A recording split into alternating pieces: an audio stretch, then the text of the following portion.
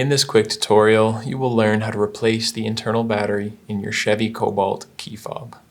This process is very easy to do. It'll take you under 5 minutes to get it done, and the only thing you will need is a regular flathead screwdriver and one CR2032 battery. If you don't have one of these batteries, or you're just going to pick one up on online anyway, go check out the link in the description. That will take you over to Amazon, where you can get this particular battery for just a couple of bucks. Now we can just jump right into it here. Down on the bottom side of the device, right next to where the keyring attaches, you can see a very small indentation. It's kind of a little slot along the seam in the plastic. We're going to take our flathead screwdriver, insert it in to that area, and as you can see, just with that, it's already coming apart.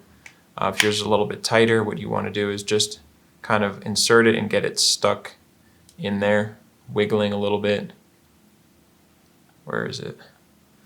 There we go. And then you just twist your screwdriver and this thing will pop right open for you. So now you can set down the back piece of plastic, and we just want to kind of dump out, or if that's not working, just lift out the circuit board here. Now we can drop that part down. What you want to do is just push. There's a little metal housing holding the battery in there. See if we can get this to focus. Now we're just going to push that up with our fingers or with the flathead screwdriver and just remove the old battery. Go ahead and dispose of it. Take a new CR2032 and make sure you are putting it in positive side up. So the side that has the text and the plus sign on it, we want to slide it in with that side facing up. And now we can just put it all back together. So take the front of the device here that has this rubber component, and we're just going to drop the circuit board in there with the battery facing up.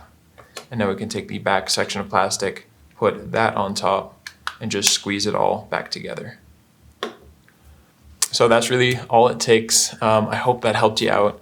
If it did, feel free to let me know down in the comment section or by giving this video a like.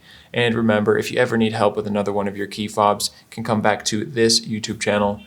We have video tutorials on the devices of pretty much every maker model out there. You can also get that information directly at our website, fobbattery.com.